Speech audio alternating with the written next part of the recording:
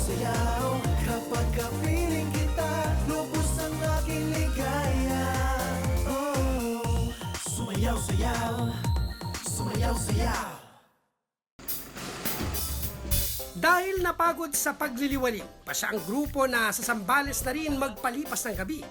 Ang kanilang tinuluyan, ang Circle Hostel. Hirap na hirap to lang. Di, ano to eh. Hamo, Ano to? para kang ano. Pag nag-overnight ka dyan, pag ano mo, pagising mo, butterfly ka. Ano nga? Kukun talaga to.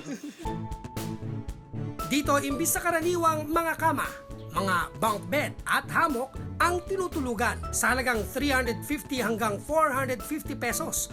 Pwede ka na rito mag-overnight. The Circle Hostel is a chain of budget-friendly eco-hostels in the Philippines. We're located in Zambales, La Union, and Baler. Our goal is to create affordable lodging and to create a positive and friendly community and atmosphere amongst travelers. Hello, I'm Emma.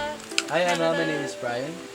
Ang pinaka-highlight daw ng Circle Hostel ang rule nila na no strangers allowed. Dapat daw, lahat magkakaibigan.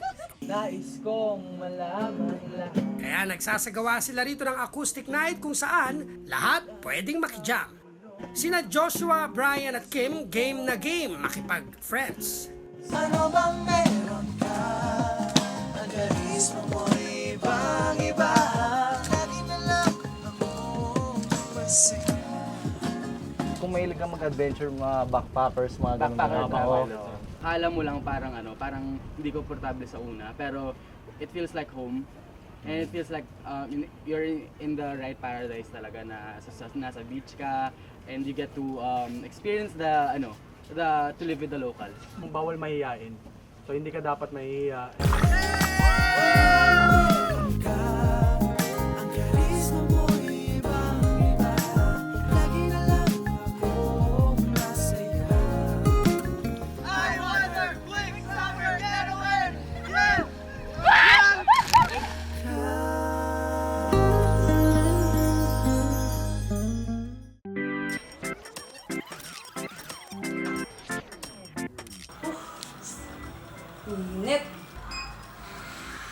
Sa tindi ng init ngayon, hindi na nga raw sapat ang tumutok sa aircon o magtampisaw lang sa tubig. Ang init! Woo! Ang init!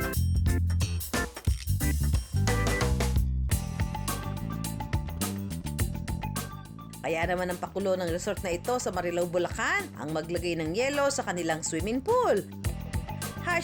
#cold summer days.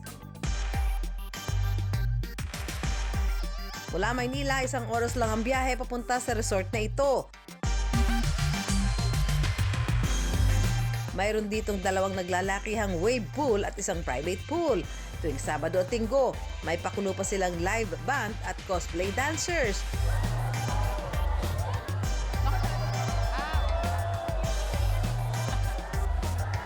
Pero ang pinakabago nilang paandar, ang ice wave pool kung saan may mga pitak ng yelo na inilalagay mismo sa tubig. Ma'am, ito pong itong ice wave pool, kailan niyo po sinimulan to? Yes, ma'am, this year lang po siya. So, nag-open lang kami nung March 2. Ah, talaga? Yes, Bakit nyo naisipan na magkaroon ng ganito klase ng feature dito sa resort niyo? Kasi sobrang init ngayon. So, para lumamig naman yung tubig na maranasan ng mga tao. So, gaano karami yung inihuhulog yung yelo dito everyday? Usually po, sa per wave po namin, we have 15 blocks. And 15 then, blocks. we have up to 50 to 80 na sacks of Yung tubes. tube. Tube ice. So, yung nakikita ho natin, yan ba ihuhulog mamaya? Yes, ma'am. Every 2 o'clock po in the afternoon. Why 2 o'clock po? Kasi sobrang init. Ang pagbagsak ng mga yelo sa wave pool talaga namang inaabangan ng mga nagsiswimming.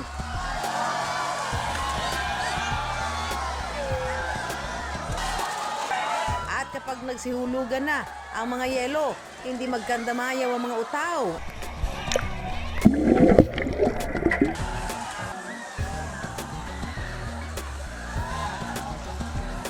Ang iba, sinasakyan pa ang mga ito.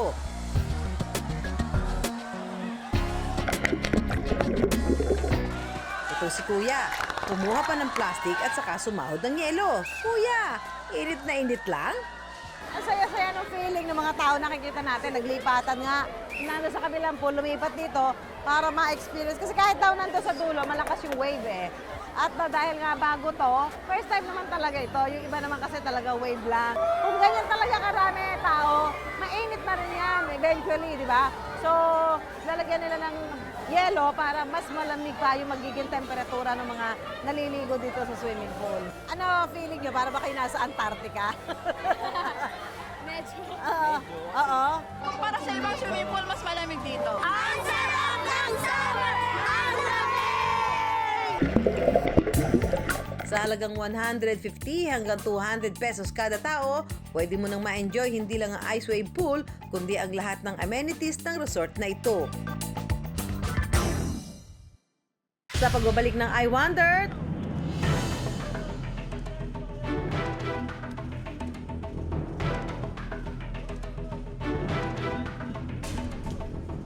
ano naman kaya ang matutuklasan ng grupo sa mahiwagang Madlum Cave? Abangan yan sa pagbabalik ng I Wonder!